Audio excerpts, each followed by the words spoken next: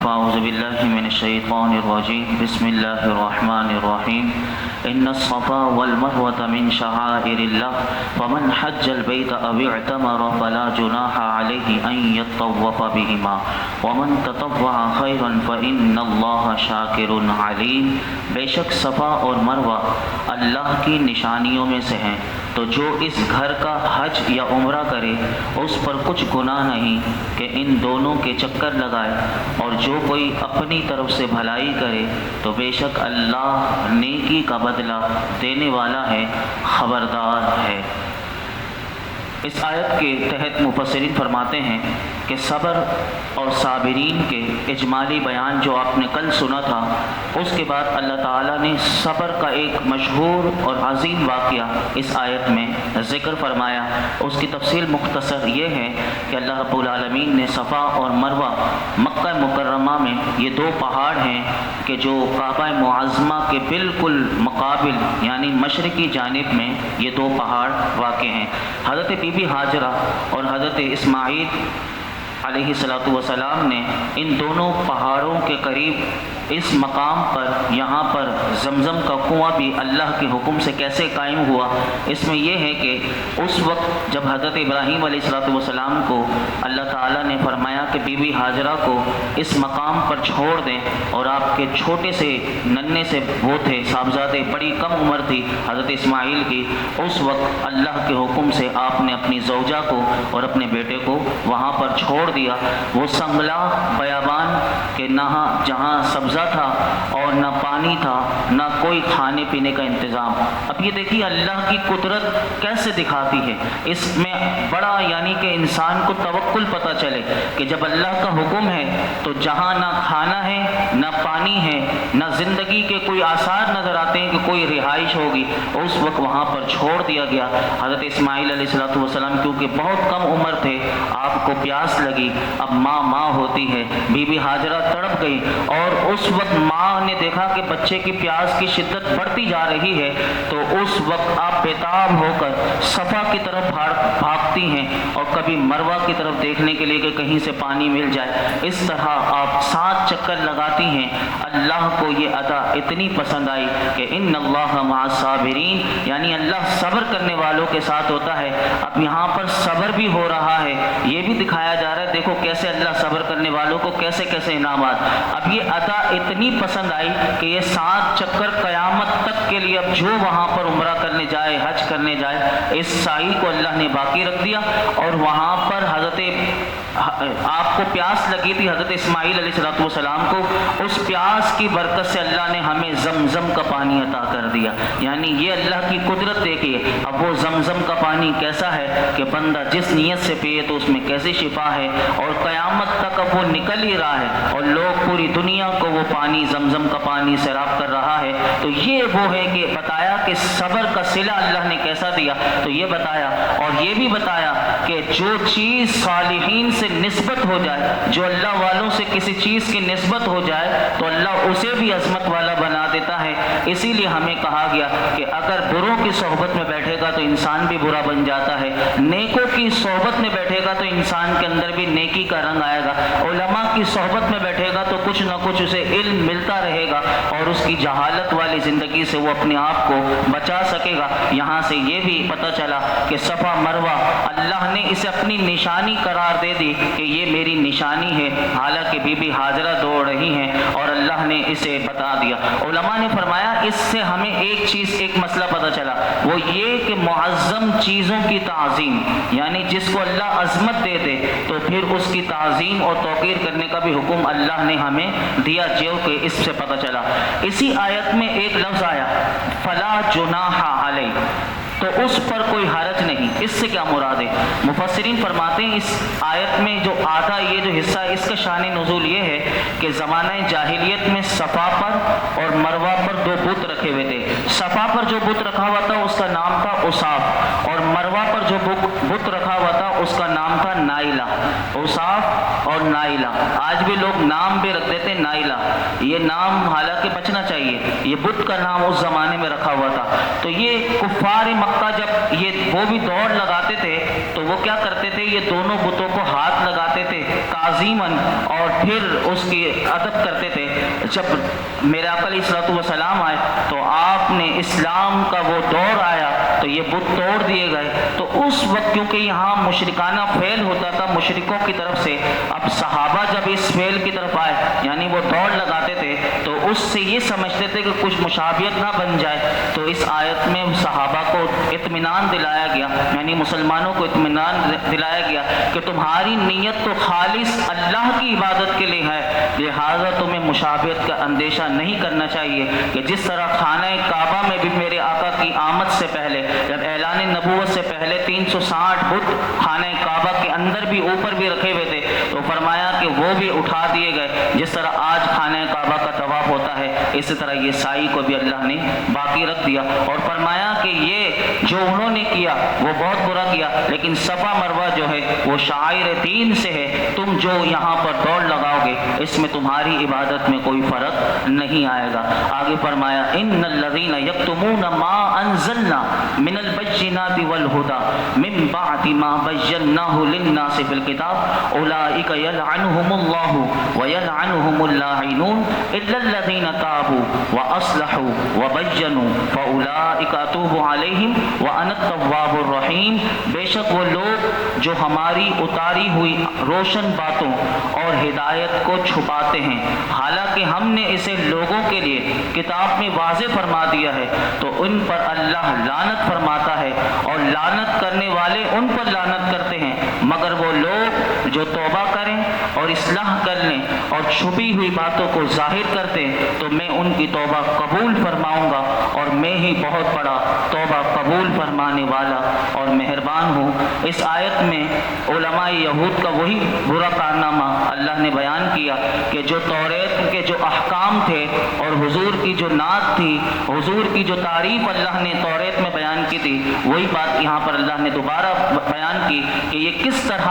اللہ کے احکام کو بدل دیتے تھے۔ علماء نے لکھا کہ یہ دینی مسائل کو بھی چھپا دیا کرتے تھے اور تاکہ ضرورت کے وقت نہ بتایا جائے، جیسے کہ رجم یعنی زنا کی سزا جو تھی وہ رجم تھی، یعنی شادی شدہ اگر زنا کریں تو ان کی سزا توریت میں بھی یہی تھی کہ انہیں رجم کیا جائے گا، یعنی پتھر سے مار کر انہیں مار دیا جائے گا، لیکن یہ کیا کرتے تھے تو اس کے اللہ کے حکام کو بدل دیتے تھے اور کہتے تھے توریت میں اللہ نے کہا کہ اگر کوئی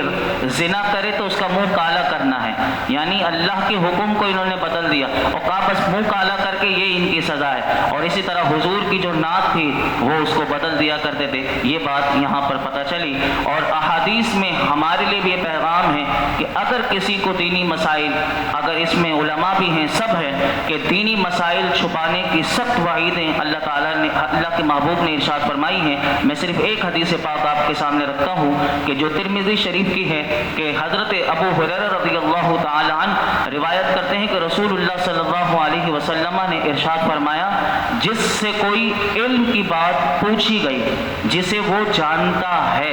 لیکن وہ اسے چھپاتا ہے، جانتا ہے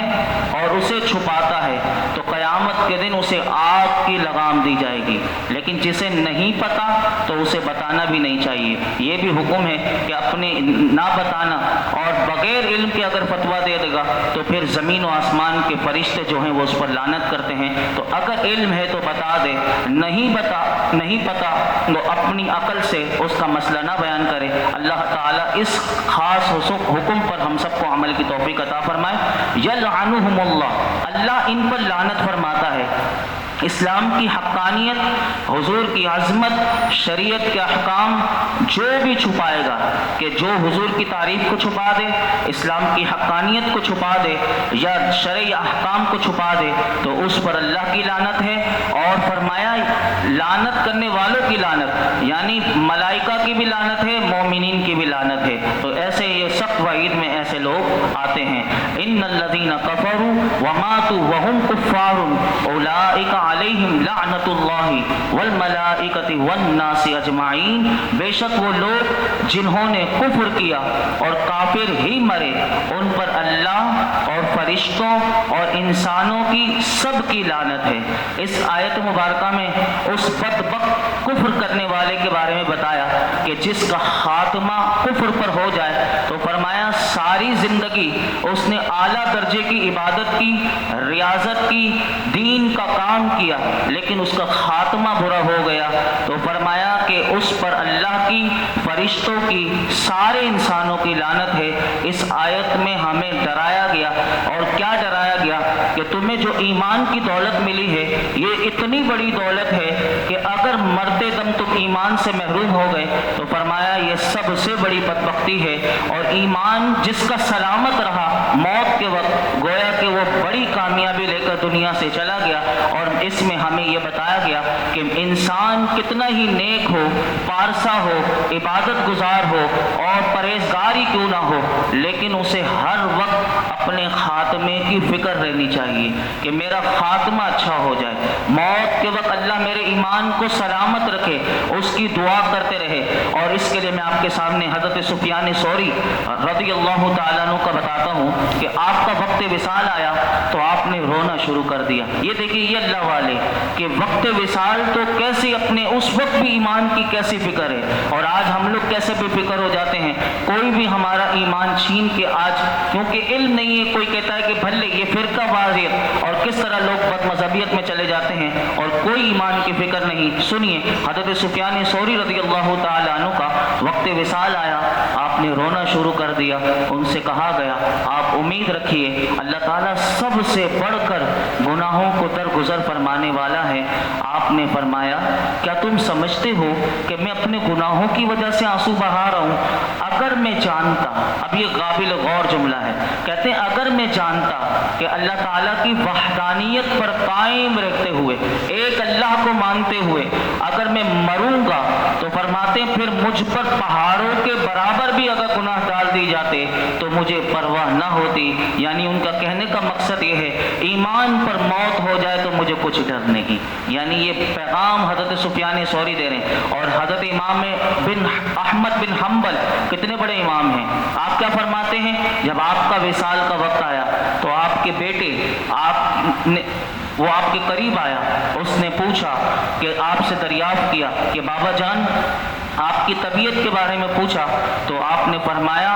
ابھی جواب کا وقت نہیں آیا۔ آپ نے فرمایا جواب کا وقت ابھی نہیں آیا، بس دعا کرو۔ اپنے بیٹے کو کہہ رہے ہیں اللہ میرا ایمان پر خاتمہ کر دے، کیونکہ ابلیس لعین، اب یہ دیکھیے اللہ والوں کی نظر موت کے وقت کیسی ہوتی ہے۔ امام احمد بن حنبل کہتے ہیں اپنے بیٹے کو ابلیس لعین اپنے سر پر خاک ڈالتے ہوئے مجھے کہہ رہا ہے تیرا دنیا سے ایمان سلامت لے جانا یہ میرے لیے باعث ملال ہے، اور میں اس سے کہہ رہا ہوں کہ ابھی نہیں، جب تک ایک سانس بھی میری باقی ہے میں خطرے میں ہوں، میں تجھ سے پرامن نہیں ہو سکتا۔ یعنی کتنی فکر ہے ایمان کی۔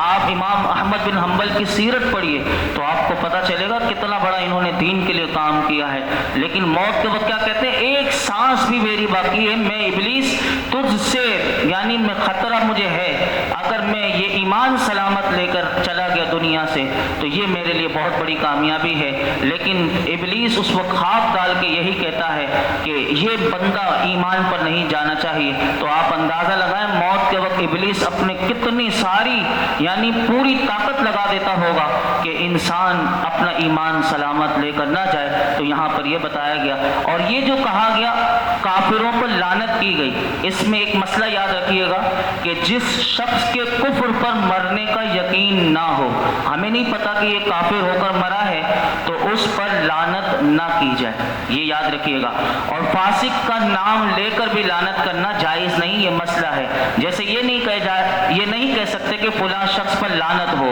البتہ اگر کسی کے وصف کے ساتھ لعنت کی جا سکتی ہے۔ کیسے؟ گویا کہ جیسے جھوٹا ہے، سود خور ہے، شرابی ہے، چور ہے، تو جس طرح قرآن نے لعنت کی ہے ایسے ہم بھی کر سکتے ہیں۔ لعنت اللہ علی الکاذبین، جھوٹوں پر اللہ کی لعنت ہو، شرابیوں پر اللہ کی لعنت ہو، سود خوروں پر اللہ کی لعنت ہو، رشوت خوروں پر اللہ کی لعنت ہو، تاکہ یہ اس سے وہ ڈریں اور اس برے فعل کو وہ چھوڑ دیں، اس طرح۔ لیکن نام لے کر لعنت نہیں کی جا سکتی۔ اور مومن تو کافروں پر قیامت کے دن لعنت کریں گے، اور یہاں تک قرآن کہتا ہے قیامت کے دن کافر ایک دوسرے پر لعنت کریں گے، کافر کو قیامت کے دن لعنت کرے گا۔ تو اس لعنت والے کام سے ہمیں بچنا چاہیے۔ اللہ اللہ رب العالمین جو کچھ ہم نے سنا اسے یاد رکھنے، عمل کرنے اور غور و فکر قرآن حکیم میں کرنے کی توفیق عطا فرمائے۔ الحمدللہ رب العالمین والصلاة والسلام علی سید الانبیاء والمرسلین وعلی آلہ واصحابہ اجمعین۔ یا اللہ یا رحمان یا رحیم، جو کچھ ہم نے سنا اس کے سننے سنانے میں کوئی غلطی کوتاہی ہو معاف فرما۔ مولا کریم ہمیں قرآن حکیم کا فہم نصیب فرما، اس میں غور و فکر کرنے والا بنا دے۔ یا اللہ ہمیں باعمل بنا دے، اور مولا کریم جو آج ہم نے پیغام سنا، مولا کریم ہمارا خاتمہ بالخیر فرما، ہمارا خاتمہ بالخیر فرما۔ موت کے وقت یا اللہ تو ہمارے ایمان کی حفاظت فرما، اور مولا کریم موت کے وقت تک اور دنیا میں جب تک ہماری زندگی باقی ہے ہمیں نفس و شیطان کے ہر وار سے محفوظ فرما۔ یا اللہ ہمارے اندر جتنی برائیاں ہیں قرآن حکیم کے درس کی برکت سے، قرآن پاک کی برکت سے ہماری ساری برائیاں، ساری خرابیاں، ساری کمزوریاں دور کر دے۔ یا اللہ قرآن حکیم کے درس کی برکت سے یہ جتنے حاضرین موجود ہیں یا اللہ ان کے دلوں میں جو جائز مراد ہے یا اللہ ان کی جائز مرادوں پر اپنی رحمت کی نظر فرما۔ مولا کریم ہمارے رزق کے دسترخوان کو وسیع فرما۔ وصلی اللہ